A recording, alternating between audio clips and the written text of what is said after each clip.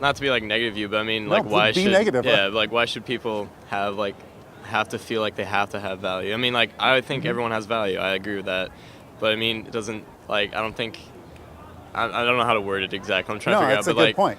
yeah, So, like why can't we accept that we're just all organic, like, stuff, like we're just a bunch of things put together. That's to a working great point. Together, yeah. But I've yet to meet an atheist that can live out the logical ramifications and honestly say, I'm a cosmic accident and my life has no meaning and no purpose. I have never met anyone that can logically live that out.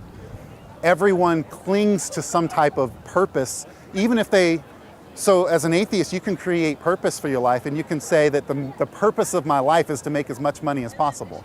Or the purpose of my life is to hit 30 home runs this year. Yeah, well, But the you have purpose to- could also be like, you fear the unknown. You don't know what's going to come when you die. So your purpose could just be living, and you Right. want to but- keep that. And even if you don't think, if you don't want to keep your, I don't know how to word it, but you know what I mean. Like, trying to- But isn't it true that if there is no God, whatever purpose I create for myself is just an illusion? I've constructed a house of cards, if you will, and created this false sense of this false illusion that there really is purpose to my life, when in reality I'm just a cosmic accident. When I die, I become fertilizer. And so I think it's hypocrisy, intellectual hypocrisy, for an atheist to try to create meaning for their life and say there's no God at the same time. And I think that it's the same way, it's borrowing the goodies of the Christian worldview, and then, but saying that there's no God, right? It's saying that, well, my life really has purpose and meaning, and I really have this purpose and I've created this purpose. And it's borrowing the goodies of, from a theist, and not willing to live out and say, you know what, I'm a cosmic accident. I have no value and no purpose, and neither does anyone else. I think that's really difficult to live out. And so when we look at human beings and societies and the way people function, we all crave a sense of purpose for our lives. And I think it's because we're created for a purpose that we have that in us. So that's just another thought. Yeah. Any thoughts on that?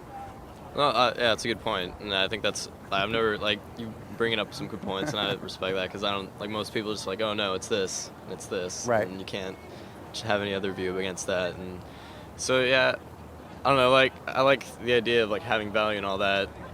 I don't know, I think you can just keep arguing either way. I think that's always going to be there, and I respect like the evidence you're bringing up, and I agree that's a good point, and I don't know. What do you think about Jesus? Jesus? I don't know. I don't know too much about the whole thing. Do you think he existed? Yeah, I'm not, like, I haven't looked too much into it, but Sure, yeah. I believe people say he existed. Well, let me just tell you about Jesus real fast, and then you can keep talking, All right. you can leave or whatever. So Jesus was a real space-time person that lived about 2,000 years ago. He was a first-century Palestinian Jew. He was a strict Orthodox Jew. And he came into this world and he had this deep, he believed that he was God. Like, he believed that. Now, lots of people have believed that they're God and they end up in a mental institution, or they end up in Waco, Texas, with David Koresh, and it's bad news. But yet Jesus claimed to be God, and people actually followed him, and by the millions, they still follow him. So he claimed to be this God, and if you read the teachings of Christ, and you said that you haven't really checked it out yet, I would encourage you to check out Matthew, Mark, Luke, and John. Those are the four Gospels. It's essentially an historical biography of the life of Jesus. It's not doctrine, it's not poetry, it's not scientific text. It's basically a historical narrative or biography of Jesus. It records in meticulous detail what he said, where he went, what he did, who the rulers were, the times, the governors, all of that. It's not Ink and Blink in the Land of Odd. Ink and Blink took a boat ride. It's Pontius Pilate. Verifiable, archaeological, verifiable place. So there's an authenticity to that. But when you just read the teachings of Jesus, the red letters, ask yourself the question when you check out the Gospels: do the teachings of Jesus have the ring of truth, or was he a lunatic with delusions of deity? And I think you'll find that the teachings of Christ are the most profound, revolutionary teachings of all time. Even people who don't believe in Jesus base their lives on his teachings: do unto others as you would have them to do unto you. Yeah. The teachings of Christ promote healthy marriages, it promotes love, it cuts down sexism, racism. He attacked prejudice head on in the parable of the Good Samaritan. And you look at the fruit and the brilliance of his teachings, it causes you to take a second look and say, wait a second, like, who is this person? Like, these teachings, if you read the Sermon on the Mount, which is basically his first public sermon, it's obviously the teachings of an ethical genius. And that's why thousands of years later, people are still studying these teachings like, wow, whoever he was a genius in what he taught. But yet he claimed to be God. And then you study his lifestyle. Jesus claimed to be perfectly moral, like he never sinned. As God, you would expect that. So at one point, Jesus was speaking to a group of people in an open forum, and he said, which one of you can truthfully accuse me of sin? And he wasn't just talking to his buddies, he was talking to his enemies too. And his enemies were silent. The only sin they could accuse him of was blasphemy, that you claim to be God.